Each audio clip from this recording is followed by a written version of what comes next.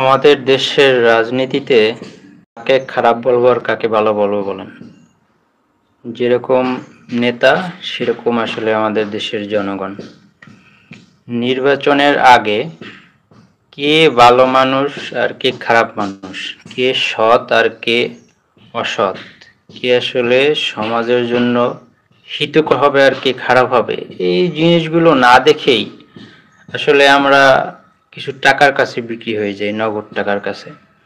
যে নেতা কিছু টাকা দিতে পারে, চা পানির খরচ দিতে পারে, ভোটটা ঠিক তার কাছেই দিই, ভোটটা ঠিক তার প্রতীকেই দিই, তার কাছেই আমাদের ভোটটা বিক্রি করে দিই।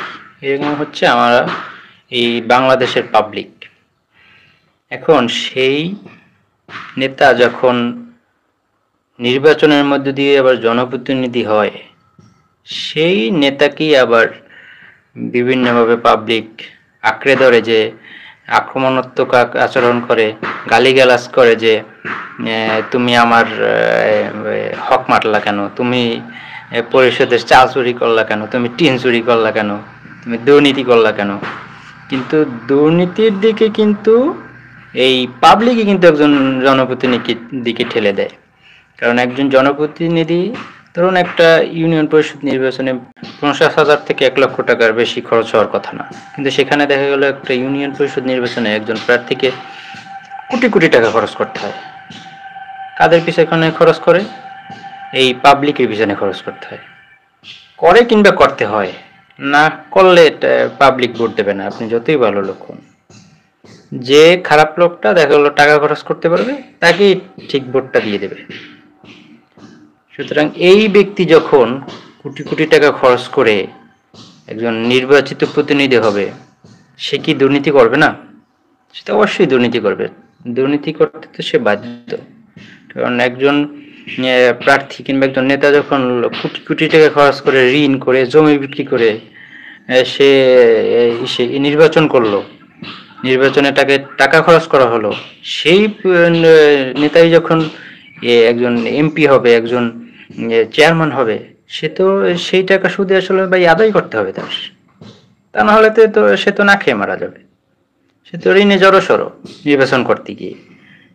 সুতরাং আমি আপনি পাবলিকরাই কিন্তু একজন নেতাকে দুর্নীতির দিকে ঠেলে দিচ্ছি।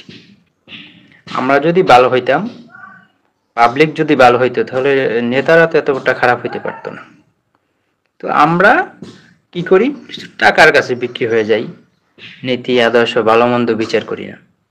আবার সেই নেতাই যখন এই নিজের খরচ করা টাকা সুদে আসলে আদায় করতে, দুর্নীতি করতে বাধ্য হয়, পাবলিকের হক মারতে শুরু করে, তখনই আবার এই আমরা পাবলিকই আবার তাদের মা বোন তুলে গালিগালাজ করি, কিংবা তার নামে দুর্নীতি মামলা ঢুকিয়ে দিই, তাকে পিটাই।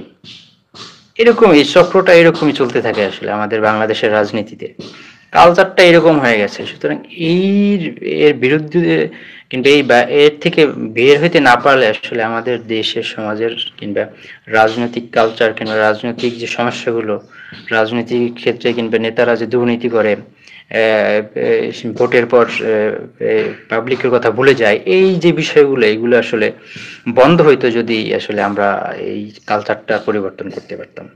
কিন্তু আসলে সেরকম কোনো লক্ষণ আসলে আমরা কিন্তু দেখতে পাই না, বরং দিনে দিনে আমরা কিন্তু আরো এই কালচার চর্চার দিকে ঝুঁকে পড়তেছি।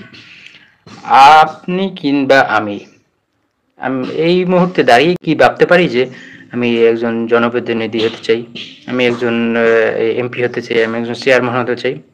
আমার হয়তো এই সমর্থনও আছে, কিংবা আমার ভালো দক্ষতাও আছে, কিন্তু আমার কি টাকা নাই, আমি কিন্তু পারবো না ইলেকশনে দাঁড়াতে।